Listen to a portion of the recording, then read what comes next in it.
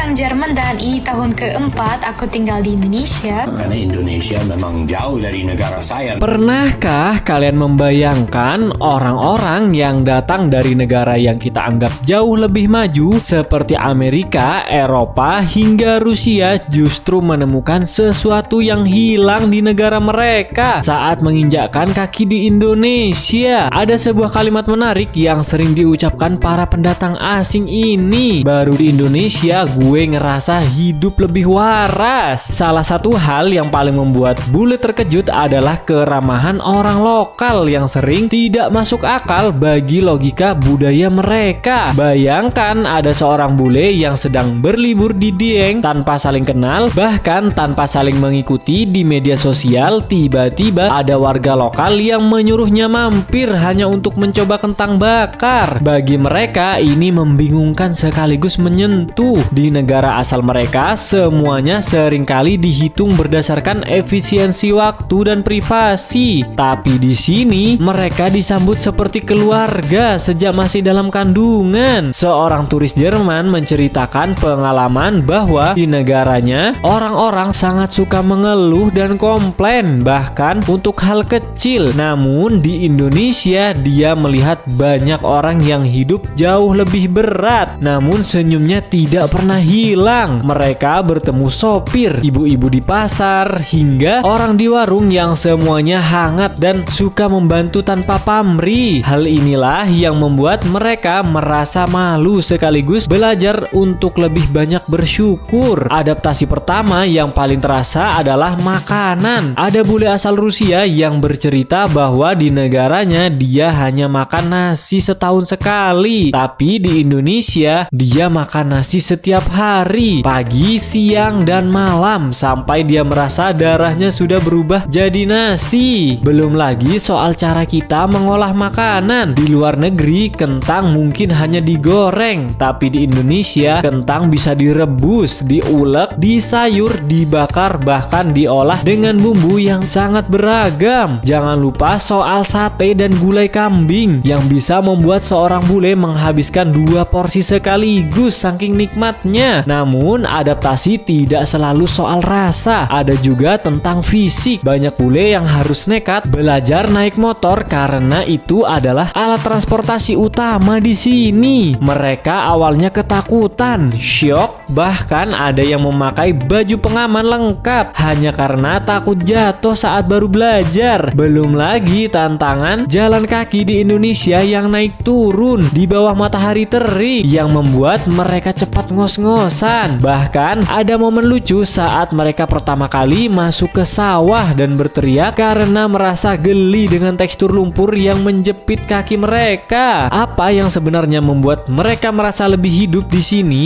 Jawabannya ada pada perbedaan pola pikir. Di dunia barat, hidup seringkali diatur oleh jam tangan. Pertanyaannya selalu bagaimana cara mengefektifkan waktu sebanyak mungkin. Fokusnya adalah kerja, kesuksesan, dan uang. Kadang mereka lupa untuk peduli pada keluarga atau diri sendiri. Di Indonesia, mereka menemukan apa yang disebut sebagai kemudahan dalam menjalani hidup. Ada rasa bahagia, damai, dan ketenangan yang sulit didapatkan di Amerika atau Eropa. Masyarakat kita cenderung lebih santai dan tidak terlalu tertekan oleh ambisi yang berlebihan. Bahkan salah satu hal yang dianggap asik oleh mereka adalah bagaimana Indonesia cenderung minim aturan yang mengekang dalam kehidupan sehari-hari. Meskipun di satu sisi ada masalah seperti membuang sampah atau hal lainnya, bagi mereka yang datang dari negara dengan aturan super ketat di segala aspek, kebebasan di Indonesia terasa sangat melegakan. Mereka merasa bisa bernapas kembali. Perubahan perspektif ini biasanya terlihat dari perilaku mereka setelah tinggal beberapa bulan. Pada bulan pertama, mereka mungkin masih terlihat seperti turis pada umumnya, tapi memasuki bulan ketiga, mereka mulai nongkrong di kafe hanya dengan memakai kaos kutang. Dan pada bulan ke-6, jangan kaget jika melihat mereka sudah mahir ngemper di pinggir jalan sambil minum kopi, persis seperti bapak-bapak di pos ronda. Transformasi ini menunjukkan bahwa mereka sudah merasa nyaman. Mereka tidak lagi merasa perlu menjaga citra atau terburu-buru oleh waktu. waktu. Tak jarang ada warga asing yang sudah tinggal bertahun-tahun, seperti seorang ekspatriat Jerman yang sudah 4